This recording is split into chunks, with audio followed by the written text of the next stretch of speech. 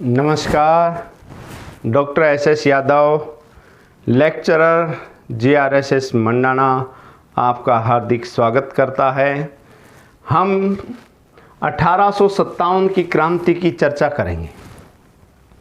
हमने पिछले वीडियो में 1857 की क्रांति के राजनीतिक कारण देखे थे। अब आगे बात करेंगे 1857 की क्रांति के दूसरे कारण। दूसरा बड़ा कारण था सामाजिक कारण।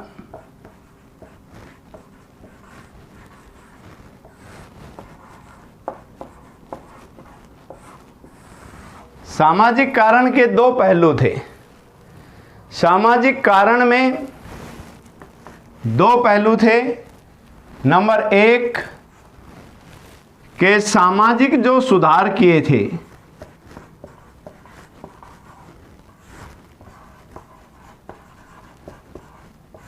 सामाजिक सुधार जो किए गए थे, उन सामाजिक सुधारों का भी एक उच्च वर्ग के कुछ लोगों ने विरोध भी किया।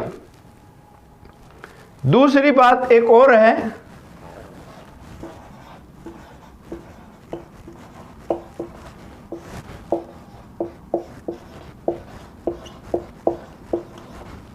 जैसे उच्च वर्ग के विरोध की अगर आप बात करें तो सामाजिक सुधार क्या हुआ? सती प्रथा। मैं एक उदाहरण देता हूं। सती प्रथा को प्रतिबंधित कराने वाले कौन थे? राजा राम मोहन राय।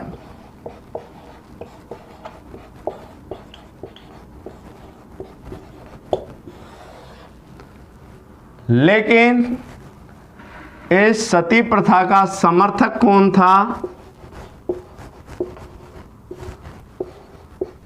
राधाकांत देव।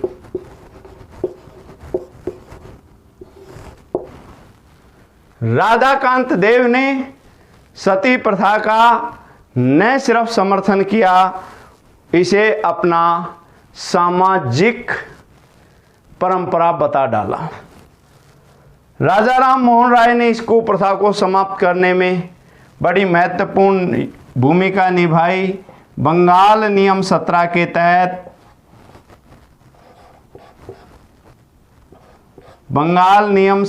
तहत सती प्रथा को अवैध घोषित कर दिया गया।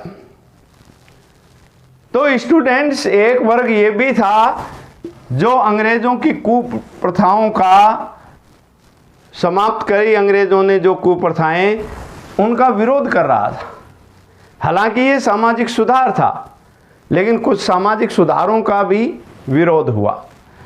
दूसरी सबसे बड़ी बात ये थी, वो थी रंग भेद की नीति। सबसे बड़ी बात ये थी रंग भेद की नीति। एक भारतीय को रेलवे के प्रथम श्रेणी में यात्रा करने की अनुमति नहीं थी। प्रथम श्रेणी में यात्रा नहीं कर सकता था एक भारतीय,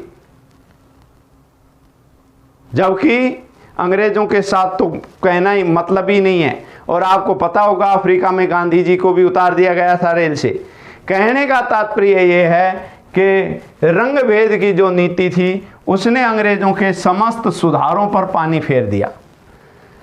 और सामाजिक असंतोष तब पनपा जब अंग्रेजों ने भारतीय समाज को दीनहीन, कुरीतियों से भरा हुआ समाज घोषित किया। कहने का तात्पर्य ये था, ईसाई मिशनरियां जो हैं, भारतीय समाज को निम्न स्तर का समाज मानते थे। इस प्रकार से जो सामाजिक भेदभाव, जो रंग भेद की नीति, ये भी असंतोष का कारण बना।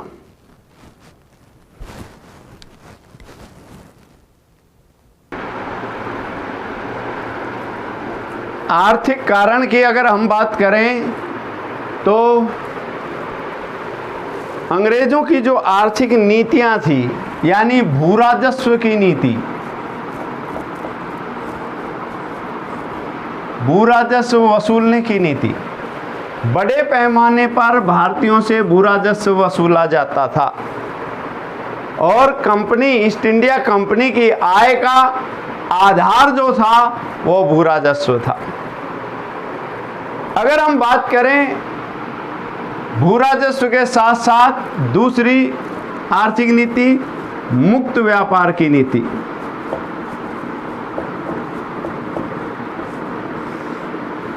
यानी जो भी वस्तु बाहर से आती थी, इंग्लैंड से आती थी, उसके ऊपर कोई टैक्स नहीं लगाया जाता था। यही कारण था कि सूती वस्त्र का उत्पादक, सर्वाधिक सूती वस्त्र उत्पादित करने वाला देश, सर्वाधिक सूती वस्त्र उत्पादन करने वाला देश आज सूती वस्त्र का आयातक बनकर रह गया। सूती वस्त्र आयात किया जाने लगा बड़े पैमाने पर, जबकि भारत सूती वस्त्र निर्यात करता था।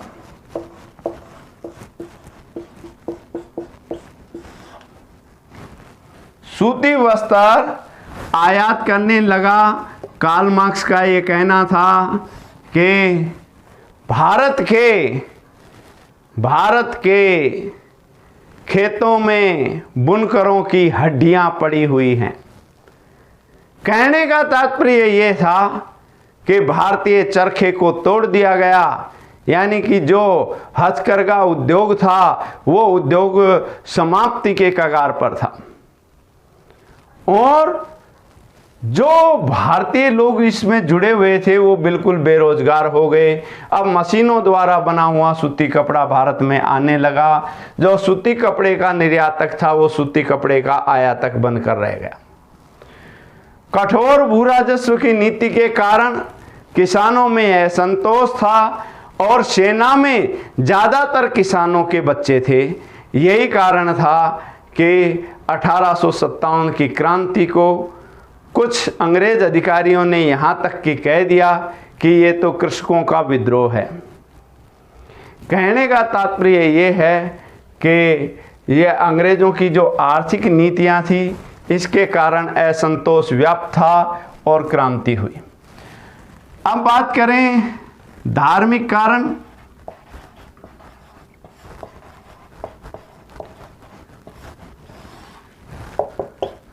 तो ईसाई मिशनरियों को खुली छूट दी गई थी कि वो ईसाई धर्म का प्रचार करें।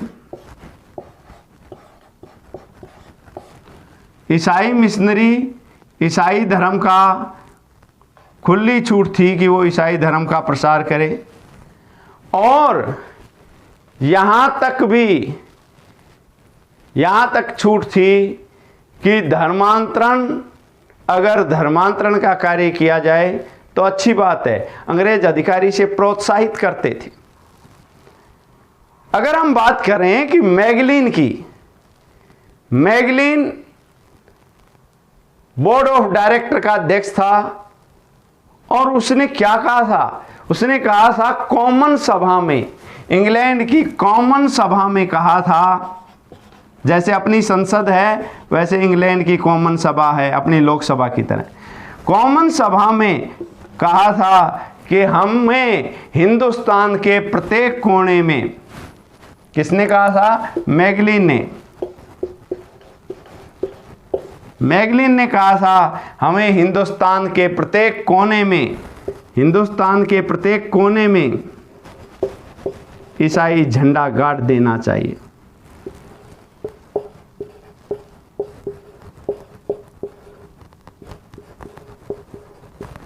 ईसाई धर्म का झंडा गाड़ देना चाहिए।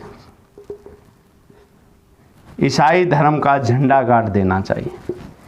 यानी धार्मिक प्रचार के कारण भी असंतोष व्याप्त था और वो 1857 की क्रांति का कारण बना। बड़े बड़े अधिकारी ये कह रहे हैं तो आप देखिए क्या स्थिति होगी। इसके बाद हम बात करें तीसरा अंतिम कारण। अगर हम बात करें तीसरा जो कारण था वो था सैनिक कारण।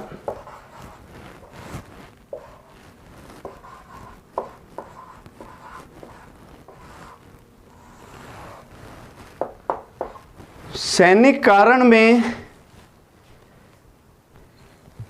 भारतीय सैनिकों के साथ बहुत भेदभाव किया जाता था। अगर तत्कालीन समय क्या वेतन की बात करें तो एक भारतीय सैनिक का जो वेतन था, भारतीय सैनिक का वेतन जो था 9 से 10 रुपए था, जबकि यूरोपीय और अंग्रेजी सैनिकों का वेतन था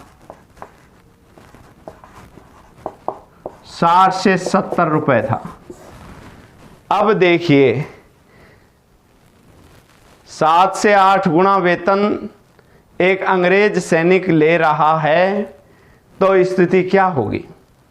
कहने का तात्पर्य ये है कि सैनिकों में असंतोष व्याप्त था, वेतन को लेकर, भेदभाव को लेकर, और बड़े बड़े जो पद थे उन पदों पर अंग्रेज अधिकारी काबिज थे और सैनिक भारतीय थे।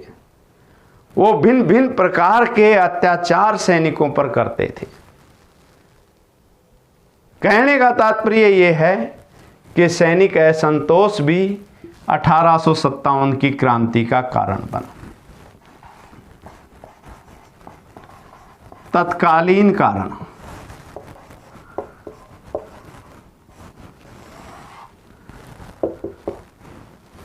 तत्कालीन कारण ये था कि चर्बी वाले कारतूस,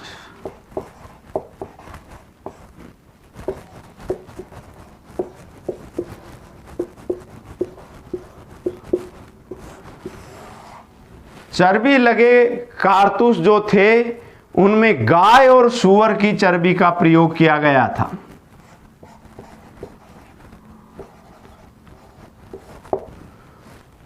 और जो ब्राउन बेस राइफल थी उसकी जगह एनफील्ड राइफल ली गई थी 1856 में। इसमें जो कारतूस प्रयोग में लिया जाता था उनके ऊपर खोल चढ़ा हुआ था गाय और सूअर की चर्बी का, और उसको मुंह से खोला जाता था। अंग्रेज अधिकारियों ने कहा नहीं ये चर्बी नहीं है, तो इंडिया के सैनिक मान गए। लेकिन फिर उन एक जगह बजबज में कारतूस का डब्बा गिर गया। गिरने के बाद में कुछ कुत्ते उसको खाने लगे। उसके बाद में इंडिया के सैनिकों को विश्वास हो गया कि वास्तव में इसमें चर्बी है। कहने का तात्पर्य ये है कि इस का विरोध किया सबसे पहले किसने? मंगल पांडे ने। 29 मार्च 1857 को मंगल पांडे ने इसका विरोध किया और इन कारतूसों को चलाने से मना कर दिया गया। बाद में इनको फांसी दे दी गई थी मंगल पांडे को। तो कहने का तात्पर्य ये है कि तत्कालिक कारण चर्बी वाला कारतूस, और 10 मई 1857 को मेरठ से क्रांति का बिगुल बजा। 10 मई 1857 को मेरठ से क्रांति का बिगुल बजा और ये क्रांति हर जगह फैल गई। और आपको माइंड में चित्रण करना है स्टूडेंट्स, माइंड में आपको ये चित्रण करना है कि 1857 की क्रांति के कदम मेरठ से बढ़े। यानी कदम सिंह ने 1857 की क्रांति का नेतृत्व किया था। किससे? मेरठ से। ये क्वेश्चन आया था बहुत से लोग, कोई मंगल पांडे करके, मंगल पांडे तो पहले ही शहीद हो गए थे क्रांति से पहले, हैं? कोई बख्त खान करके आ रहा है। तो आपने माइंड में ऐसे चित्रण करना है, कदम कहाँ से शुरू हुए? कदम शुरू हुए कहाँ से? मेरठ से। तो कदम सिंह ने मेरठ में 1857 की क्रांति का 1857 की क्रांति की नेतृत्व किया। दिल्ली में बख्त खान ने किया था। तो चलिए आगे चलते हैं। स्क्रीनशॉट ले लीजिए। 1857 की क्रांति राजपूताना की बात करें, राजपूताना यानी हमारा राजस्थान, राजपूताना में 1857 की क्रांति,